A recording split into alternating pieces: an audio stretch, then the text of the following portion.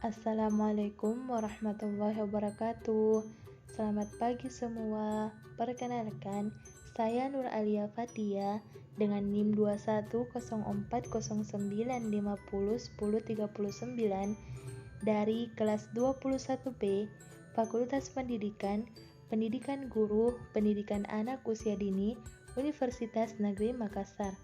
Kali ini, saya akan mempresentasikan materi Hakikat Manusia dan Kebutuhan akan Pendidikan, yang dimana ini merupakan tugas dari mata kuliah pengantar pendidikan yang diampuh oleh Pak Andromeda Valentina Sinaga, Sarjana Sosial, Master Pendidikan. Sebelum membahas lebih jauh tentang materi yang kita akan bahas hari ini, sebaiknya kita perlu mengetahui apa sih itu manusia.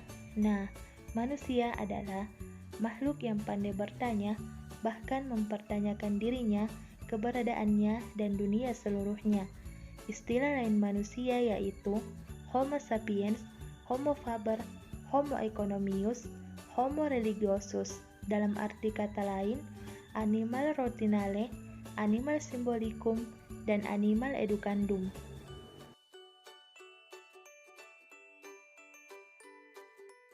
Manusia menurut pola pemikiran. Secara biologis, manusia dan kemampuan kreatifnya dikaji dari struktur fisiologisnya. Meskipun ada kesamaan dengan binatang, tapi ada yang khas dari aktivitasnya yaitu bahasa, posisi vertikal tubuhnya, dan ritme pertumbuhannya. Secara psikologis, menurut aliran psikologis, manusia pada dasarnya digerakkan dari dorongan dari dalam yang bersifat intrinsik.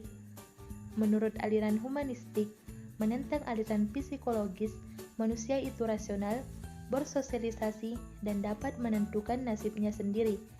Secara behavioristik, manusia merupakan makhluk reaktif yang tingkah lakunya dikontrol oleh faktor luar. Sementara menurut pemikiran sosiobudaya, kuadrat manusia tidak hanya mengenal satu bentuk yang uniform, melainkan berbagai bentuk, seperti simbolikum, son politikun. Sementara pemikiran religius, tipe manusia yang hidup satu dalam suatu alam yang saklar, penuh dengan nilai-nilai religius, dan dapat menikmati sakralitas yang ada. Hakikat manusia dan kebutuhan akan pendidikan. Pentingnya hakikat anak sebagai manusia. Anak merupakan salah satu unsur atau komponen sistem pendidikan. Urusan utama pendidikan adalah manusia. Hakikat anak sebagai manusia. Anak manusia ketika lahir dibekali bermacam-macam potensi. Anak adalah calon manusia yang dapat tumbuh dan berkembang. Dalam mengembangkan dirinya, ia membutuhkan lingkungan hidup berkelompok. Kebutuhan manusia akan pendidikan. Kenapa manusia membutuhkan pendidikan? Karena anak manusia lahir dengan bermacam-macam potensi. Agar potensi sebagai modal dasar dalam berkembang, maka perlu bantuan dan pengarahan dari orang-orang yang bertanggung jawab. Pendidikan bertujuan membantu mengembangkan potensi ke arah yang lebih baik. Pendidikan tidak hanya berarti penyampaian pengetahuan tetapi merekomendasikan nilai-nilai. Manusia tidak akan menjadi manusia kalau tidak dibesarkan di lingkungan manusia. Dimensi-dimensi kemanusiaan. Manusia sebagai individu. Tidak ada orang yang dilahirkan sama persis. Setiap orang ingin mengaktualisasi dirinya. Setiap orang bertanggung jawab atas dirinya, pikiran, perasaan, pilihan, dan perilakunya. Manusia sebagai makhluk sosial.